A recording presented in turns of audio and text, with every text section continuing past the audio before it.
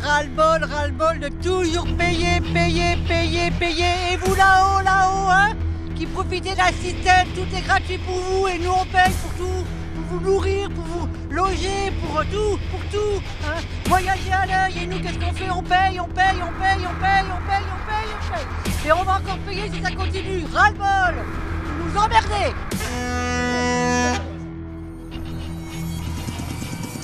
Éric Stroman, je suis député du Haut-Rhin et je suis venu participer à cette manifestation par solidarité avec à la fois les 2 roues mais également les 4 roues. Malheureusement, en tant que parlementaire, on n'a rien à dire sur cette limitation de vitesse à 80 km/h sur notre réseau secondaire qui représente quand même 400 000 km en France.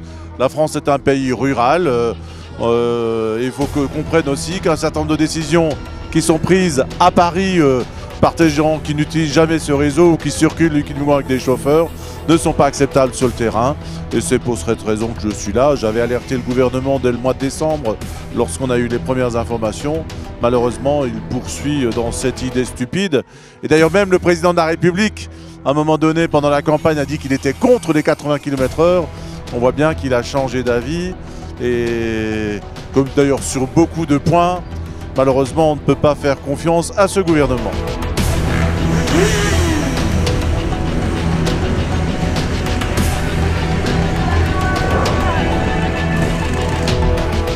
Utilise 68.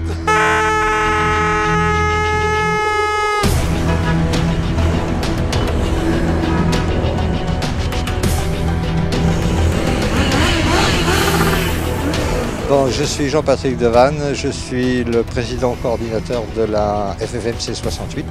Et moi je suis François Roger, le secrétaire de la FFMC 68. Nous sommes aujourd'hui à Mulhouse, devant la sous-préfecture, où nous avons eu un entretien avec le sous-préfet. On lui a donné un petit peu toutes les raisons de notre manifestation aujourd'hui, qui est essentiellement qu'on est contre le 80 km/h, puisqu'on estime que ce n'est pas une mesure très efficace pour la sécurité routière.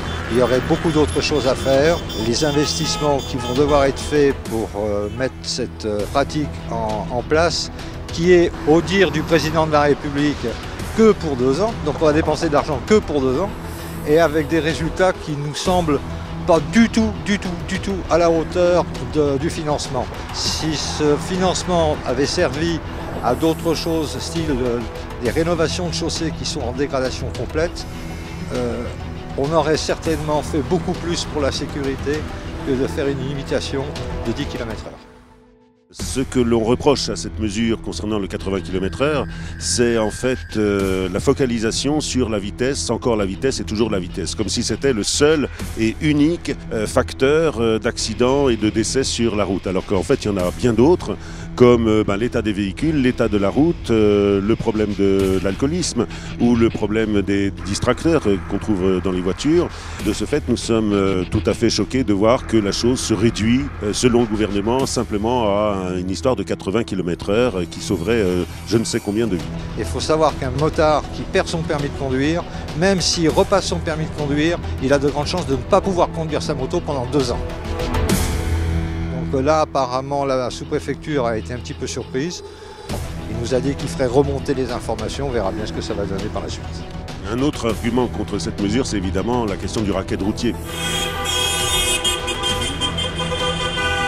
Puisque tout le monde est habitué depuis des dizaines et des dizaines d'années à rouler à 90 km/h, et d'un seul coup on va les faire rouler à 80 km/h avec des panneaux qui seront peut-être pas si nombreux que ça, donc, et avec l'augmentation des radars automatiques ou des radars mobiles ou des voitures banalisées, ça va être un véritable carnage. Il y a des gens qui vont perdre leur permis, qui vont perdre leur emploi, des gens qui vont rouler sans permis, des gens qui vont être en très très grande difficulté.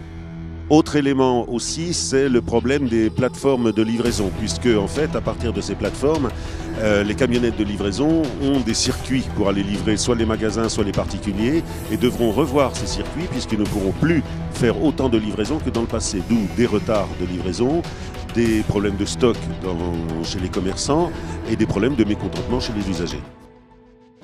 D'après ce que j'ai entendu, pour être sûr qu'il n'y ait aucun mort sur la route, il faut faire de 12 km/h. Peut-être que l'année prochaine, M. Macron va imposer les 12 km/h.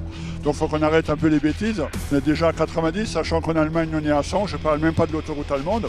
Dans beaucoup de pays, ils enlèvent même les radars, dont en Angleterre. J'en viens, donc je sais de quoi je parle. Je pense d'ailleurs que ça va poser plus de problèmes de sécurité que ça va en résoudre. On aura des véhicules qui vont traîner derrière des camions, qui vont quand même tenter de les dépasser, etc. Et je pense pas que ce soit une bonne mesure, ou bien au contraire. Et on va conclure en disant vive la France. Et longue vie à NTV 68.